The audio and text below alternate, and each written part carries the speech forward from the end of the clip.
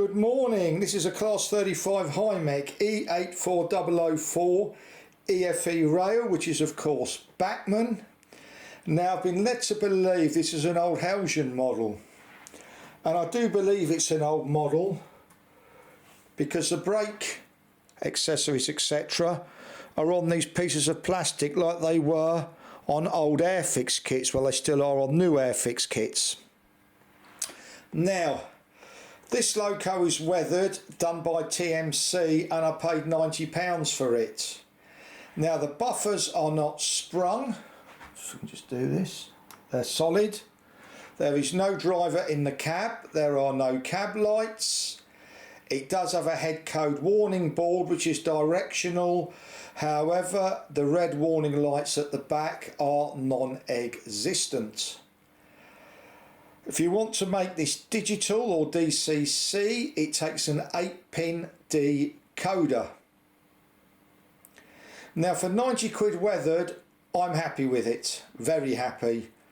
But if I was going to pay £180 or whatever retail is, I would not be happy. The detail's okay, it looks pretty good. To get the body off is easy, it's just 4 clips, it's easy.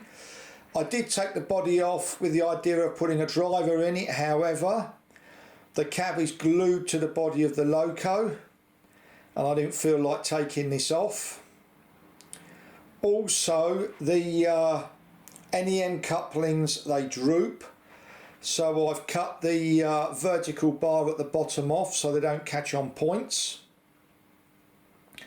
But for a weathered locomotive, 90 quid, absolutely fine. I don't have a problem with it, but I would not be happy if I'd have paid £180 for it. However, on a positive note, it does have a 5-pole motor, and I'll demonstrate in this review over all types of insel frog points that the loco does run really well.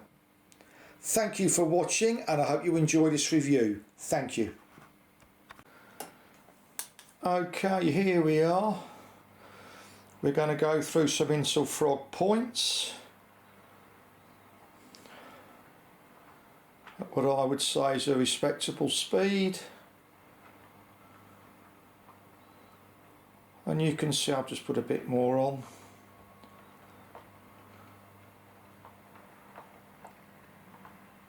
And you can see there's no jerking,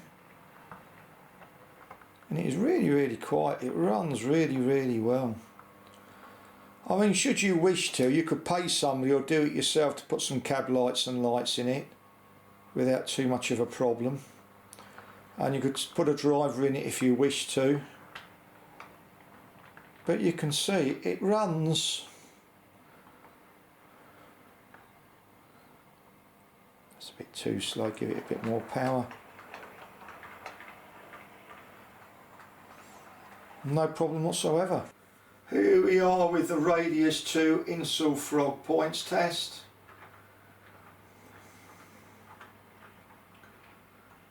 This will be interesting.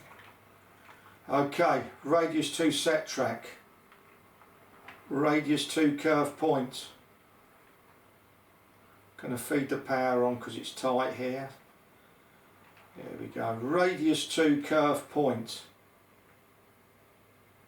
Bit more power needed to get it through. It is very tight here. I must add that I haven't run the loco in yet, and if I altered the back-to-backs a little bit I could make this go round a lot more easily.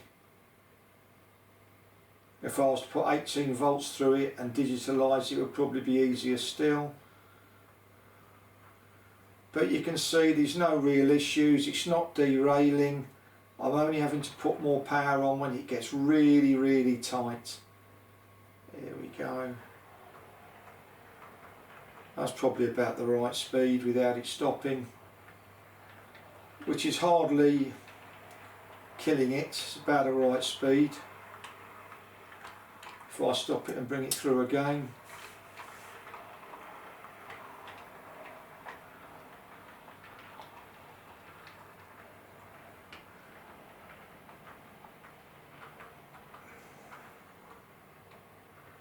It is very, very tight, but you can see it's managing to push its way through.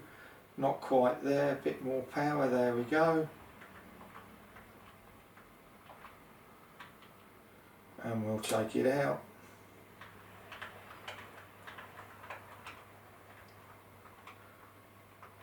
No issues here. It's so quiet. Anyway, we'll put some rolling stock on it and you'll see it running round.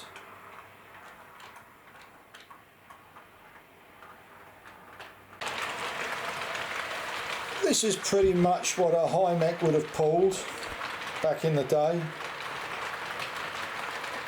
And listen, it runs really, really well. The running of it I cannot fault.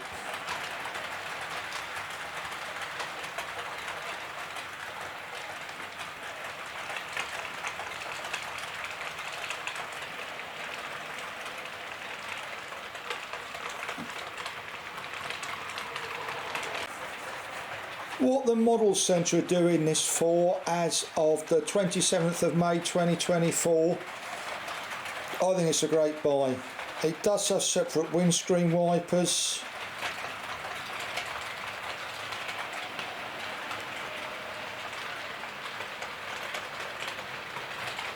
Which is quite useful if you wish for that.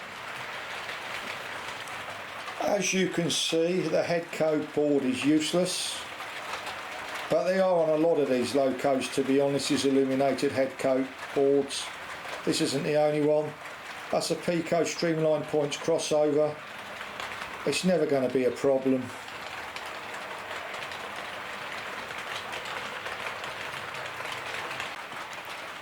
Here's a nice forward on view of the loco coming down our incline. The coaches are a mixture of Hornby and Bachmann, for those that are interested to know.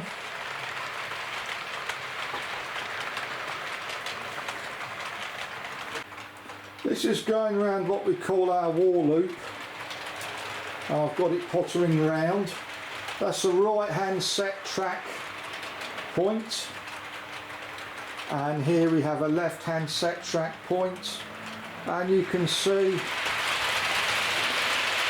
I would call this express speed.